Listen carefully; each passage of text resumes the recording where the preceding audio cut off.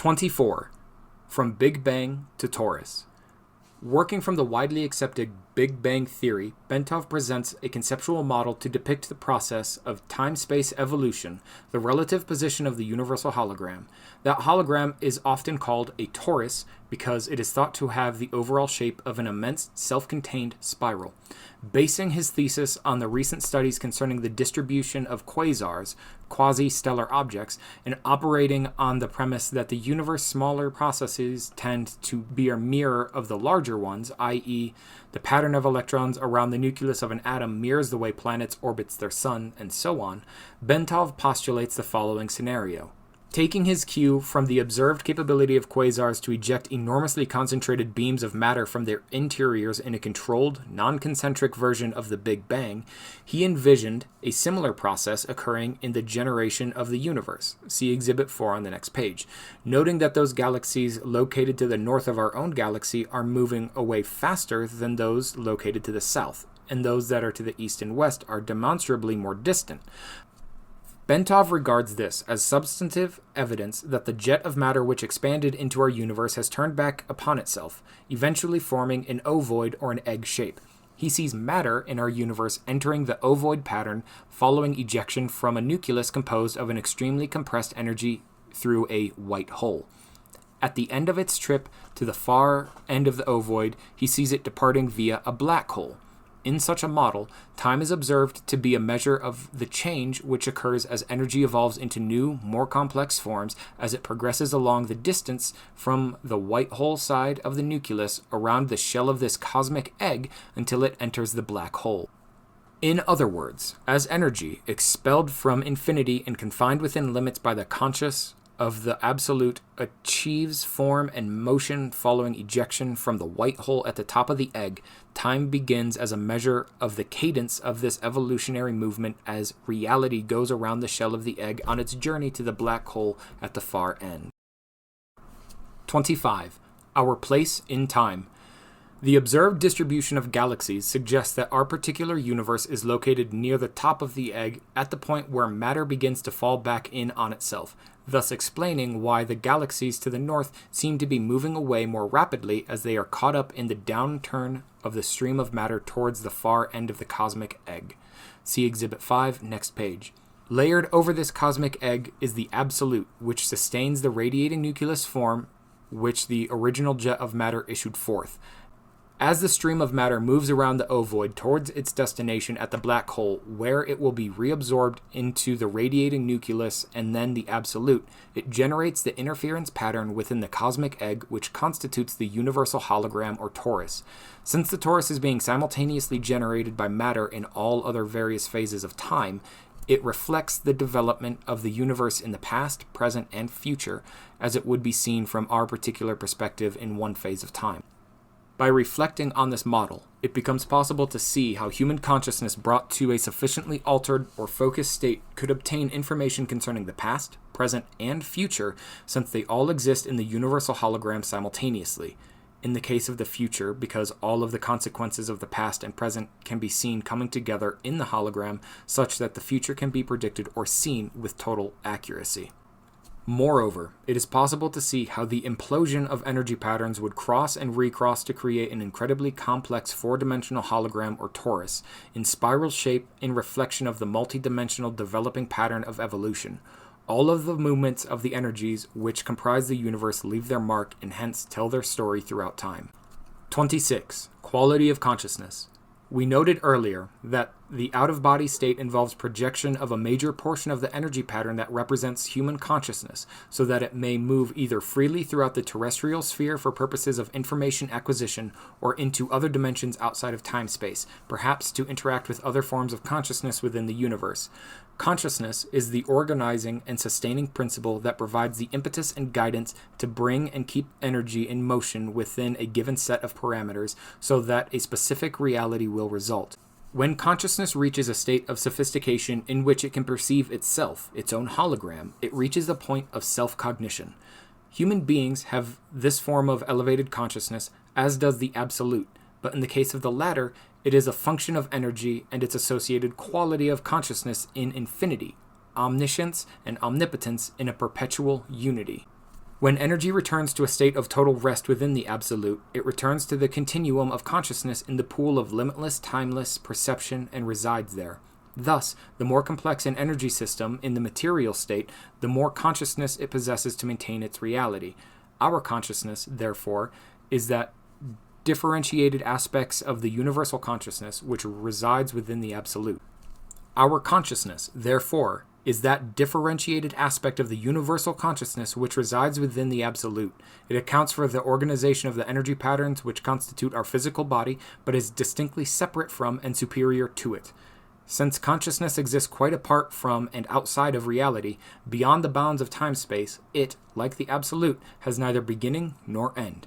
Reality has both beginning and an end because it is bounded within time-space, but the fundamental quantum of energy and its associated consciousness is eternal. When reality ends, its constituent energy simply returns to infinity in the Absolute. 27. Consciousness in perspective. Having ascertained that human consciousness is able to separate from physical reality and interact with other intelligences in other dimensions within the universe, and that it is both eternal and destined for ultimate return to the Absolute, we are faced with the question: so, what happens then? Since memory is a function of consciousness, and therefore enjoys the same eternal character as the consciousness which accounts for its existence, it must be admitted that when consciousness returns to the Absolute, it brings with it all of the memories it has accumulated through experience in reality. The return of consciousness to the Absolute does not imply an extinction of a separate entity with the consciousness organized and sustained in reality. Rather, it suggests a differentiated consciousness which merges with and participates in the universal consciousness and infinity of the Absolute without losing the separate identity and accumulated self-knowledge which its memories confer upon it. What it does lose is the capability for generation of independent thought holograms, since that can be done only by energy in motion. In other words, it retains the power to perceive but loses the power of will or choice. In exchange, however, this consciousness participates in the all-knowing infinite continuum of consciousness, which is a characteristic of energy in the ever-present. Consequently, it is accurate to observe that when a person experiences the out-of-body state, he is in fact projecting the eternal spark of consciousness and memory which constitutes the ultimate source of his identity to let it play in and learn from dimensions both inside and outside the time-space world in which his physical component currently enjoys a short period of reality. 28. Gateway Method. Having put the gateway experience in context by postulating a structural outline of how and why it seems to work, and having shown what it is designed to achieve, the time has come to examine the specific techniques which comprise the gateway training process. These techniques are designed to enable the user of the gateway tapes to manipulate the high energy states which can be achieved if the user continues to work with the tapes over a period of time. The amount of time required to reach advanced energy states and to fully exploit the techniques varies with the individual. The sensitivity of his nervous system, his general state of mind, and the extent to which he may have previously developed facility in related techniques such as transcendental meditation are all pertinent factors affecting the speed at which he may expect to progress. The gateway process begins by teaching the individual participant to isolate extraneous concerns in a visualization device called the energy conversion box. Next, the participant is introduced to a method of encouraging his mind and body to strive to achieve a state of resonance through utterance of a single tone, a monotonous, protracted humming sound that sets up a feeling of vibration, particularly in the head. He encourages in this resonant tuning, as it is called, by humming along with a chorus of such sounds that are contained on the gateway tape. Following this, the participant is exposed to the gateway affirmation, and it is encouraged to repeat it to himself as he hears it repeated on the tape. This affirmation is a statement to the effect that the individual realizes that he is more than merely a physical body, and that he deeply desires to expand his consciousness. 29. Hemi-Sync introduced. After that, he is exposed for the first time to the Hemi-Sync sound frequencies, and is encouraged to focus on and develop a perception of and appreciation for those feelings which accompany the synchronization of brain waves that results. Next comes the technique of progressive and systematic physical relaxation, while the Hemi-Sync frequencies are expanded to include additional forms of pink and white noise designed to put the physical body at the virtual threshold of sleep, as well as to calm the left hemisphere of the mind while raising the right hemisphere to a state of heightened attentiveness. Once all of this is achieved, the participant is invited to envision an energy balloon comprised of an energy flow beginning at the center of the top of the head and extending down in all directions to the feet. The energy involved in this flow then proceeds up through the body and back out the balloon pattern again. The energy balloon, which sets up a pattern very reminiscent of the cosmic egg discussed earlier, not only enhances bodily energy flow and encourages early achievement of suitable resonant state, but it is also designed to provide protection against conscious entities possessing lower energy levels, which the participant might encounter in the event that he achieves an out-of-body state. It serves a precautionary purpose in the unlikely event that the participant's first out-of-body experience involves direct projection outside the terrestrial sphere. 30. Advanced techniques. Having reached Focus 10, the participant is now ready to endeavor to achieve a state of sufficiently expanded awareness to begin actually interacting with dimensions beyond those associated with his experience of physical reality. This state is called Focus 12 and involves conscious efforts on his part while additional form of pink and white noise enter the sound stream being directed into his ears from the gateway tapes. Once the participant has achieved this state of greatly expanded awareness, he is ready to begin employing a series of specific techniques or tools, as the Monroe Institute characterizes them, which will enable him to manipulate his newly found expanded awareness to obtain practical, useful feedback of value for promoting self-discovery and personal growth. The specific techniques involved are described individually below. A. Problem solving. This technique involves identifying fundamental problems which the individual wishes to see solved, filling his expanded awareness with his perception of these problems, and then projecting them out into the universe. In this way, the individual enlists the assistance of what the Monroe Institute calls his higher self, in other words, his expanded consciousness, to interact with the universal hologram to obtain the information required to solve the problem. This approach may be used to solve personal difficulties, technical problems in the realm of physics, mathematics, etc., practical administrative problems, and so on. Responses to the problem-solving technique may be received almost immediately, but often they come based on developing intuition over the next 2 to 3 days.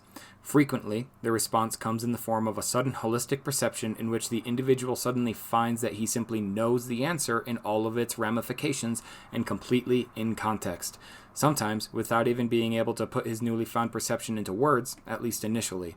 In some cases, the response may even arrive in the form of visual symbols which the individual will see with his mind while he is in Focus 12 state, and which he will have to interpret after he returns to normal consciousness. B. Patterning. This technique involves the use of consciousness to achieve desired objectives in the physical, emotional, or intellectual sphere. It involves concentration on the desired objective while in a Focus 12 state, extension of the individual's perception of that objective into the whole expanded consciousness, and its projection into the universe with the intention that the desired objective is already a matter of established achievement which is destined to be realized within the time frame specified. This particular methodology is based on the belief that the thought patterns generated by our consciousness in a state of expanded awareness create holograms which represent the situations we desire to bring about and, in so doing, establish the basis for actual realization of that goal. Once the thought-generated hologram of the sought-after objective is established in the universe, it becomes an aspect of reality which interacts with the universal hologram to bring about the desired objective which might not, under other circumstances, ever occur. In other words, the technique of patterning recognizes the fact that since consciousness is the source of all reality, our thoughts have the power to influence the development of reality in time-space as it applies to us if those thoughts can be projected with adequate intensity. However, the more complicated the objective sought and the more radically it departs from our current reality, the more time the universal hologram will need to reorient our reality sphere to accommodate our desire. Monroe trainers caution against attempting to force the pace of this process because the individual could succeed in dislocating his existing reality with dramatic consequences. C. Color breathing.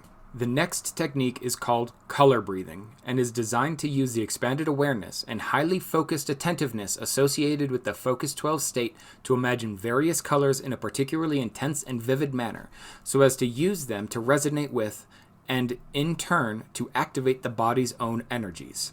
Fundamentally, in terms of practical applications, it is a healing technique which is designed to restore the body and enhance its physical capabilities by balancing, revitalizing, and retuning bodily energy flows. It is predicated on the principle that the body's electromagnetic field is capable of altering its resonance pattern so as to retrain energy from the Earth's electrostatic field for its own use. The various colors envisioned in the imagination as part of the technique cue the mind as to which frequencies and what specific amplitudes are desired in connection with this entrainment and the subsequent alterations in the bodily energy flow patterns. That color has the capacity to affect the human mind is well known, and the effectuality of color in certain kinds of healing is a demonstrable fact. For example, the application of intense blue light to an area of physical tumescence leads to a relatively rapid and easily observable reduction in the swelling, while red, and to a lesser extent yellow, have quite the opposite effect. However, in Hemi-Sync applications of the technique, external light sources are not involved, but rather the mind is the sole agent of healing and revitalization. D. Energy Bar Tool. Magic wands and enchanted scepters have been a part of folklore and occult practices of many cultures. The scepters, staffs, and maces carried by monarchs and high priests alike occur with such frequency in the history of bygone eras as to suggest that, at the very least, these items are aspects of some type of archetypal symbol, which the human mind seems to appreciate, perhaps quite subliminally. In any case, the energy bar tool technique involves envisioning a small, intensely pulsating dot of light which the participant charges in his imagination with enormous energy until it is virtually pulsating. The participant then extrudes the dot into the shape of a sparkling, vibrating cylinder of energy, which he then uses to channel force from the universe to selected parts of his body for the purpose of healing and revitalization. E. Remote viewing. In addition, the energy bar tool is used as a portal for initiating a follow-on technique called remote viewing. In this context, the participant turns his bar of energy into a whirling vortex through which he sends his imagination in search of new and illuminating insights. The apparent purpose of the symbolism involved in the vortex seems to be to cue the subconscious and convey to it instructions as to what the participant wishes to do, but in terms of nonverbal symbols which the right hemisphere of the mind is capable of understanding. F. Living Body Map. This technique provides amplification for the application of the energy bar tool as a means of healing specific areas or systems of the human body. The configuration of the participant's body is imagined, and then the various major systems, such as the nervous system and the circulatory system, are envisioned in appropriate colors within the confines of the outline being held within the imagination. The energy bar tool is then applied to energizing, balancing, and healing in whatever manner the participant desires. In the process, the participant visualizes various streams of colored energy flowing out of the tool into the organ system or area which the revitalizing or healing application is being made. Since colors are the result of differing wavelengths of light, which is to say, energy at various frequencies, this technique operates on the assumption that the human body is composed of energy and it can be revitalized and healed through the additive application of additional energy, provided that the energy is applied in the appropriate form. G. Focus 15. Travel into the past. All of the preceding techniques are conducted at the level of expanded awareness known as Focus 12. However, the technique of time travel into the past involves further expansion of consciousness through the inclusion of additional levels of sound on the Hemi-Sync tapes. Some of the sound is probably merely an intensification of the basic Hemi-Sync frequencies being designed to further modify brainwave frequency and amplitude. Other aspects of the added sound patterns appear to be designed to provide subtle, almost subliminal suggestions to the mind as to what is desired by way of further expanded consciousness, so as to support the verbal suggestions and instructions also contained on the tape. Even the instructions are highly symbolic, with time being visualized as a huge wheel in the universe with various spokes of each which gives access to different parts of the participant's past. Focused 15 is a very advanced state and is extremely difficult to achieve. Probably less than 5% of all participants in any given gateway experience fully achieve the Focus 15 state during the course of approximately 7 days of training. Nonetheless, Monroe Institute trainers affirm that with enough practice, eventually Focus 15 can be achieved. They also state that not only the individual's past history is available for examination by one who has achieved Focus 15, but other aspects of the past with which the individual himself has no connection may also be accessed. H. Focus 21. The Future. The last and most advanced of all the focus states associated with the Gateway Training Program involves movement outside of the boundaries of time-space, as in Focus 15, but with the attention to discovering the future rather than the past. The individual who has achieved this state has reached a truly advanced level. Except in unusual circumstances, it is probably not attainable except by those who have conditioned themselves through long application of meditations, or by those who have practiced long and hard through use of the Hemi-Sync tapes for a period of months, if not years. 31. The out-of-body movement. This remarkable phenomenon has been saved for discussion in detail until last because of the interest which it occasions and special circumstances involved in its attainment. Monroe Institute stresses that the Gateway program was not established solely for the purpose of enabling participants to obtain the out-of-body state, nor does the program guarantee that most participants will succeed in doing it during the course of the training at the Institute. Only one tape out of the many which make up the Gateway experience is devoted to the techniques involved in the out-of-body movement. Basically, these techniques are merely designed to make it easier for the individual to achieve the out-of-body state when his brainwave pattern and personal energy levels have reached a point that he is in apparent harmony with his surrounding electromagnetic environment, such that he feels that he has reached the threshold where separation is a possibility. To facilitate achieving the out-of-body state, Bob Monroe, the founder of the Monroe Institute, is quoted in a magazine article as saying that in order to assist the participant, the particular Hemi-Sync tape concerned that technique employs beta signals of around 2,877.3 cycles per second. Since 30 to 40 cycles per second is considered to be the normal range for beta brainwave signals, those associated with the wakeful state, it is apparent that the Monroe Institute is convinced that the same heightened state of brainwave frequency output, which promotes altered states of consciousness, is also an important consideration in assisting the achievement of out-of-body states.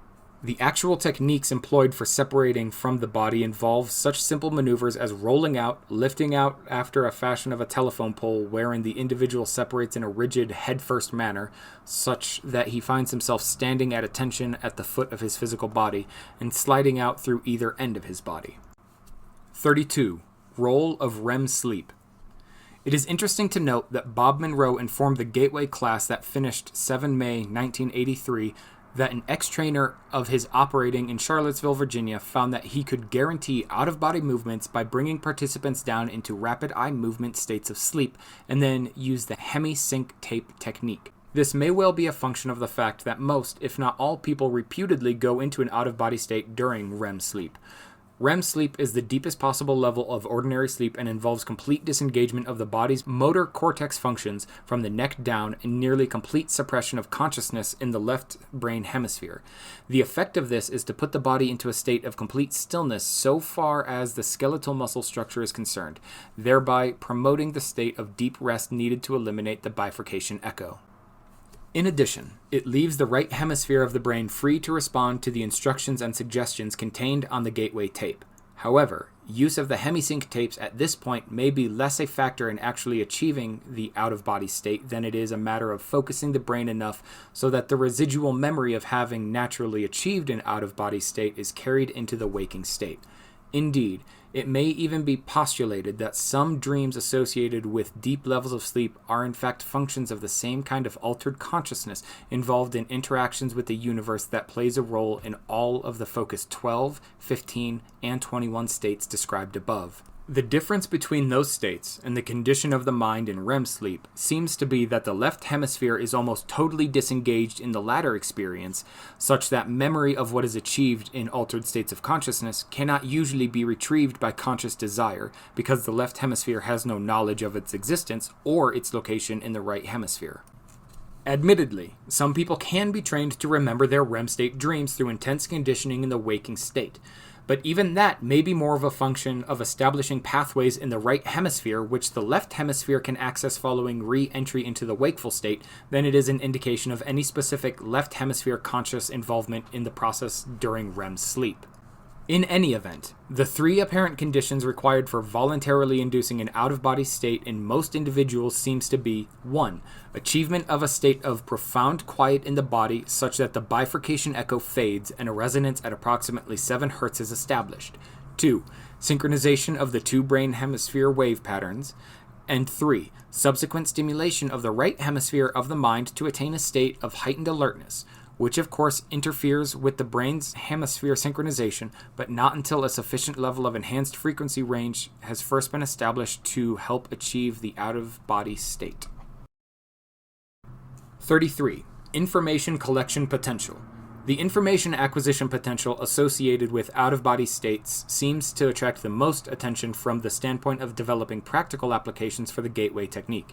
Unfortunately, although out-of-body states can apparently be achieved by many people without excessive expenditure of time or effort, the purposes to which it can be put are currently limited by the fact that although individuals in that state may travel anywhere in an instantaneous basis in either the terrestrial or other spheres, information distortion in the former context remains a major concern. To date, according to one of the trainers at the Monroe Institute, numerous experiments have been conducted involving persons moving from one coast to the other in an out-of-body state to read a series of 10 computer-generated numbers in a university laboratory. Although most have acquired enough of the digits to make clear that their consciousness was present, none have ever succeeded in getting all 10 correct. This seems to be a function of the fact that physical reality in the present is not the only holographic influence which the individual may encounter in an out-of-body state. There are also energy patterns left by people or events occurring at the same physical site being viewed, but from the past rather than the present. In addition, since thoughts are the product of energy patterns, and energy patterns are reality, it may also be possible that individuals encounter thought forms while in an out-of-body state, which mingle with physical reality and are not easily differentiated. Finally, as Melissa Yeager writes, there is another potential problem area in the sense that holograms can be viewed pseudoscopically, that is to say, inside out or backwards, just as well as they can be in proper perspective. Some of the distortions occurring may ultimately prove to be traceable to this cause because in the out-of-body state, an individual may perceive the holographic energy patterns given off by people or things interacting in the time-space reality in a somewhat distorted form.